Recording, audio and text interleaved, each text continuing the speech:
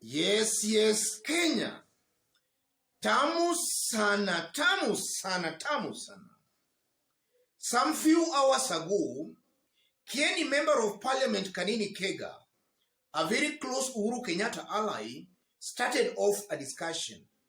A discussion I want us to have a look here, for it's going to form the basis of our analysis and discussion right now. Kanini Kega. Running mate, maybe David is still grazing his father's cows in the fields. That's Kanini Kega some few hours ago. So in this video, I want us to dig deep into that to see exactly what might be happening in Azimio.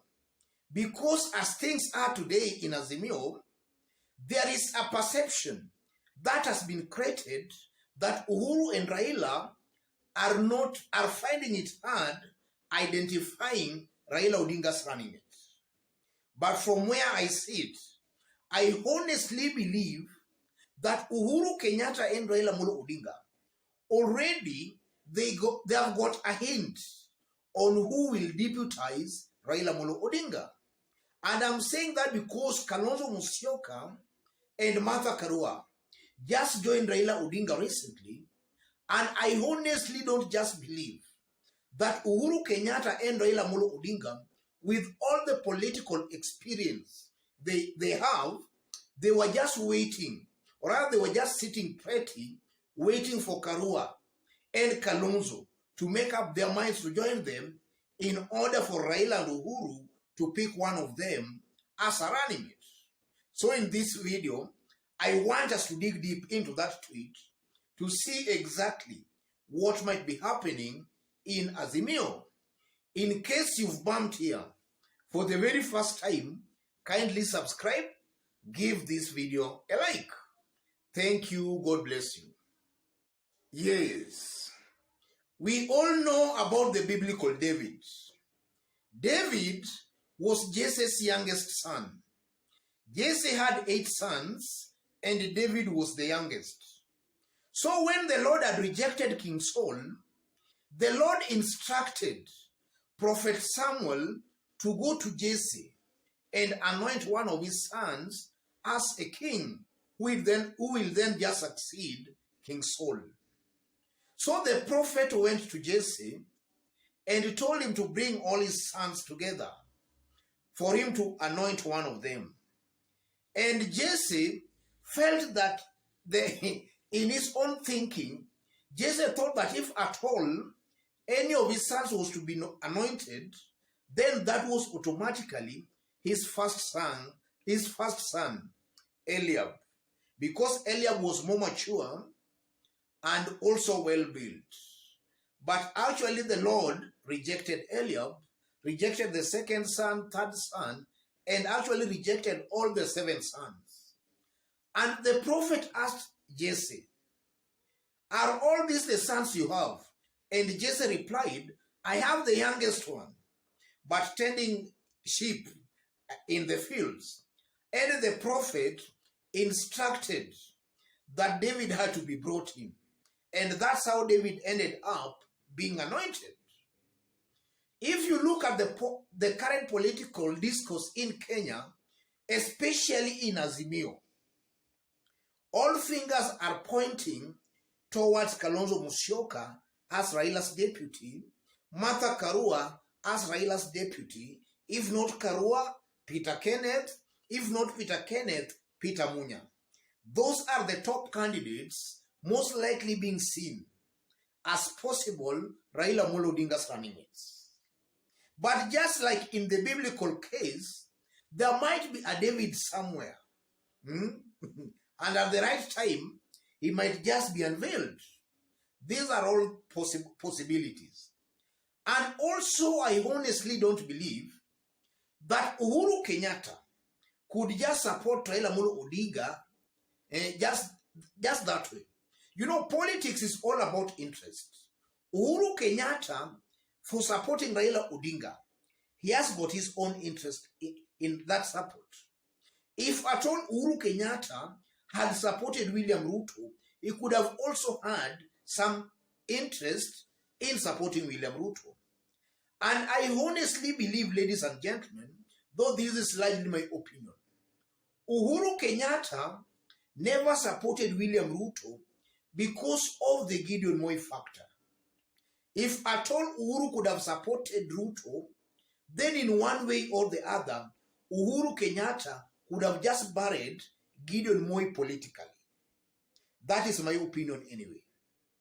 And now if you look at all these leaders, all angling as Raila Amolo Odinga's running mate, I honestly don't think that Uhuru Kenyatta sits comfortable with Karua deputizing Raila Amolo Odinga.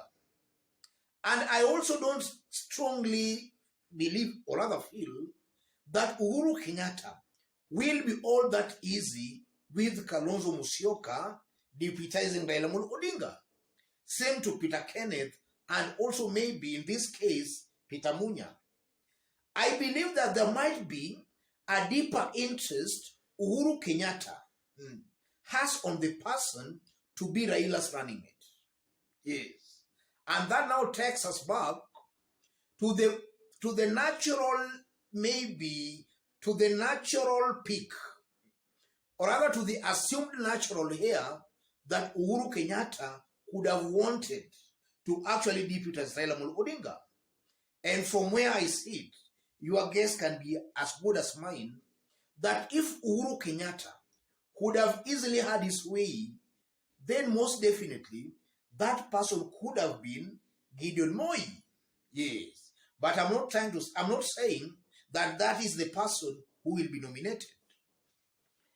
If you look at the delay in picking Raila Amolo Odinga's running mate, I honestly believe that Uhuru and Raila Odinga are still weighing all the options. Can they win this year's presidential election without Kalonzo Musyoka? Can they win this year's presidential election without the mountain vote? I think those are the two major considerations Uhuru Kenyatta and Raila Amolo Odinga are putting into consideration. And that can also explain the delay in finding, or rather in naming, Raila Amolo Odinga's running mate. Because as much as they might be having their preferred running mate, they are still weighing all these options, whether that preferred running mate or whether that natural running mate can actually help Raila Odinga in winning this year's presidential election without the mountain vote or without Kalonzo Musyoka's votes. I believe that's the consideration most definitely Uhuru Kenyatta and Raila Amolo Odinga are still considering as I talk right now.